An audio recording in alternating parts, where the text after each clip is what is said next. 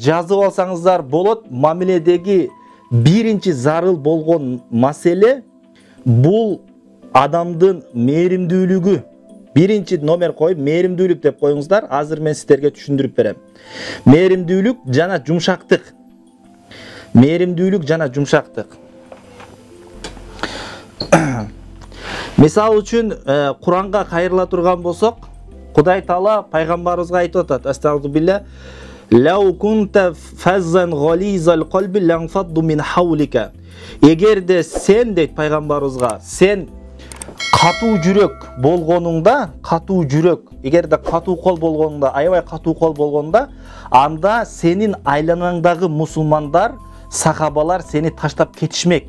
Эгерде сенде мээримиң жок болгондо сени таштап кетишмек, дейт.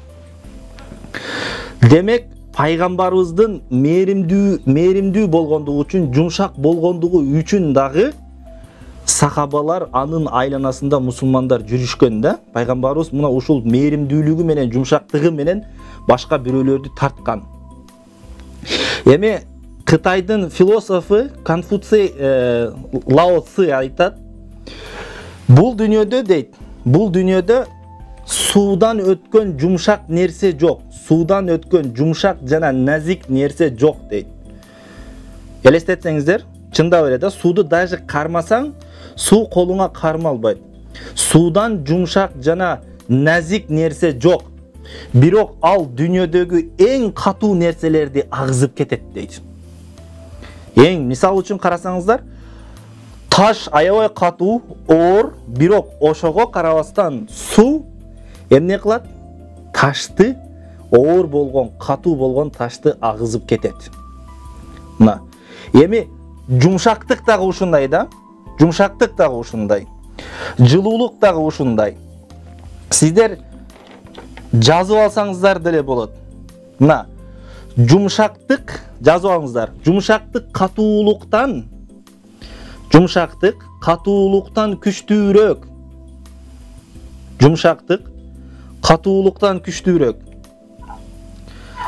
Жана таасирдүүрөөк.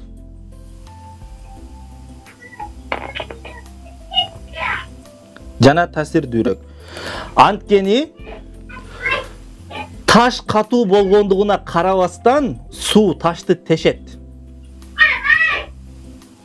Маани берсеңиздер, таш катуу болгондугуна карабастан жумшак нерсе эмнени тешип атат? Катуу нерсени тешип жатат. Жумшактык катуулуктан күчтүүрөөк, таасирдүүрөөк. Эми жылуулук муздактыктан жакшыраак. Жылуулук муздактыктан жакшыраак. Анткени жылуулук муздактыкты эритет. Мына, кар мисал үчүн эмени эритет? От карды эритет, туурабы? Жылуулук от карды эритет. А бирок муздактык жылуулукту өчүрүп салат. Муздактык сууктук эмнени өчүрүп салат? Жылуулукту өчүрүп салат. Эгерде мына жашоодо дагы, эгерде мамилебизде дагы биз жылуу болбой турган болсок, мээримдүү болбой турган болсок, анда биз дагы айланабыздагы адамдар менен мамиле кура албайбыз. Бирөөңүздөрдүн микрофонуңуздар иштеп атат, өчүрүп коесуздарбы сураныч? Жаш баланын үнү кимден чыгып атат? Мына, элестетсеңиздер, мына качан сиздердин үйүңүздөрдө, эми жашоо турмуштан мисал алабыз. Качан сиздердин үйүңүздөр муздак болсо, эмне кыласыздар? Эгерде суук болсо, кыш келсе эмне кыласыздар? Терезелериңиздерди, эшиктериңиздерди бүт бардыгын жабасыздар.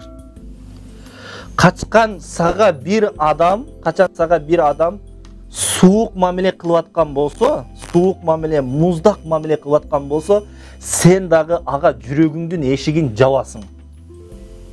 Чындап эле ошондойбу? Жүрөгүң эшигин жабасың, ал адамды киргизбейсиң жүрөгүңө да. А качан ал сага жылуу мамиле кыла турган болсо, жылуу мамиле кылса, жанагы ысык келгенде, жай мезгили келгенде, аябай ысык келгенде терезелерибизди ачып коебуз да. Мына ошол сыяктуу качан башка адамдар бизге жылуу мамиле кылып баштаса, эмне кылабыз? Жүрөгүбүздү ачабыз.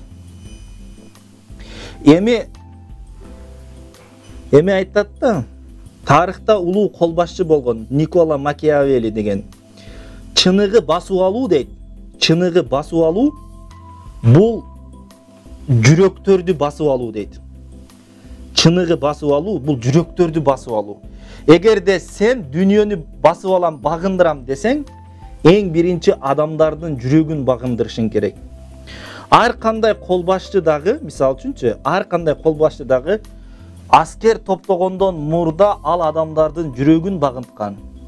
Анан сен бирөөнүн жүрөгүн багынтсаң жылуулугуң менен, анан алар сенин артыңдан ээрчишет, сени менен мамиле курушат. А эгерде сен катуу кол боло турган болсоң, анда алар дагы сенден эмне кылышат? Сенден өзүн алып качышат. Сени менен мамиле курушпайт. Ошон үчүн үй бүлөдө дагы ушундай жумшак боло турган болсоң,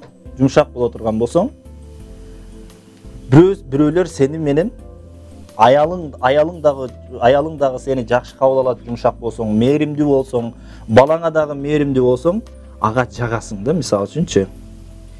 Элестетсеңиздер, мисалы үчүн ушундай адам бол дейт. Бул дүйнөгө келгенде сен ыйлап келдиң, башкалар сени күлүп тосуп алды. Бул дүйнөдөн кеткенде сен күлүп кет, башкалар ыйлап калсын дейт да. Сен ушундай жумшак адам бол, ушундай мээримдүү адам бол.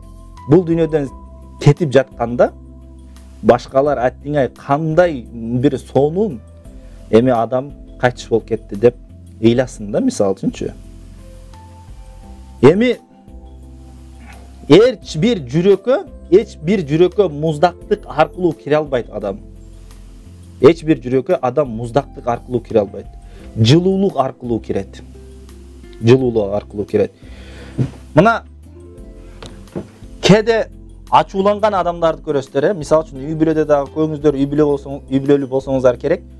Ачууланган адам өзү бул алсыз адам болот.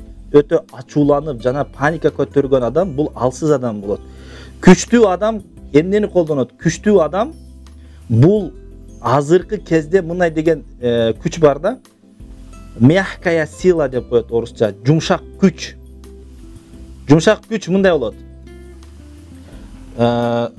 Сен ушундай сөз менен эле бирөөлөрдү башкарып коесуң да, ургандан дагы, бирөөнү тепкенден дагы бул жумшак күчтүн эмеси таасири күчтүү. Бул жумшак күчтүн биринчи куралы бул тил болот. Тил. Мисалы үчүн кээде мен бирөөлөр бир ишти аткарган эмес болсо, мисалы үчүн кээде парталарды жылдырбай коюшат да, мисалы үчүнчү окуучуларымчы парталарды жылдырбай койгон болсо бир жака, мен ал прямой алардын өзүнө айтпайм да. Эмнеге парталарды жылдырбадыңар силер деп урушкандан көрө, тилдегенден көрө мындай деп айтам да. Парталар силердин столдор акылыңар жок экен да, мушу жерди көрүп турасыңар, бул жака жылсаңар болмок беле. Болот го бул жака жылсаңар жөн эле деп, мисалы үчүн кыйтып жумшак нерсе менен айтасың да. А бул кимге тиет? Бул балдарга тиет да. Жумшак. Анан бирөө мындай дейт. Мен ар дайым наскилеримди дейт, байпактарымды, мисалы үчүн көйнөктөрүмдү үйгө таштап кетсем, аялым жуубайт дейт да. Аялым жуубайт дейт, анан аялыма айтпастан, аялымды сөкпөстөн деп наскилерге карап туруп, акылы жок наскилер, силер ушу душту көрбөйсүңөрбү, душка кирип өзүңөр эле чайканып жуунуп алсаңар болмок беле деп айтам дейт да. Муну карасаңыздар, мына ал аялын тилдеген жок. Аялын сөккөн жок, просто акыл жок наскилер, душка кирип жуунуп алсаңар болмок беле, эми буякта турат го душ деп. Канча күндөн бери турасыңар, кирип жуунуп албайт белеңер деп айтам дейт. Бул эмне менен? Жумшактык менен, данышмандуулук менен аялына жеткирип коюп атат. Аялым дейт, кызарып кетет дейт өзү дейт. Бул нерсени көрдүңүздөрбү? Бул эмне? Жумшактык.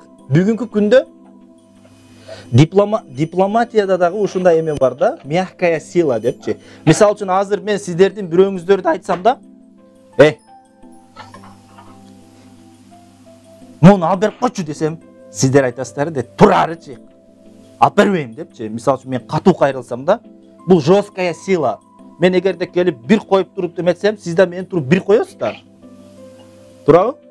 Сиздер мен бир коесуздар. Эми тескерисинче мен жумшак күчтү колдонсом, мисалы үчүн. Эме кечиресиз, эжеке, эме тигини алып берип кое аласызбы? Сиздердин сураныч кичпейилдикке десем, бул сиз дагы мейли деп алып бересиз да. Бул эмне? Жумшак күч. Жумшак күч. Ошон үчүн жумшак катуу күчкө караганда жумшак күчтү колдонгон бул жакшыраак. Бул катуу бирөөнү уруп, бирөөнү барып кылыч менен башына алып салуу, бул эң акыркы иш. Эң акыркы болбоду деген иш. Бул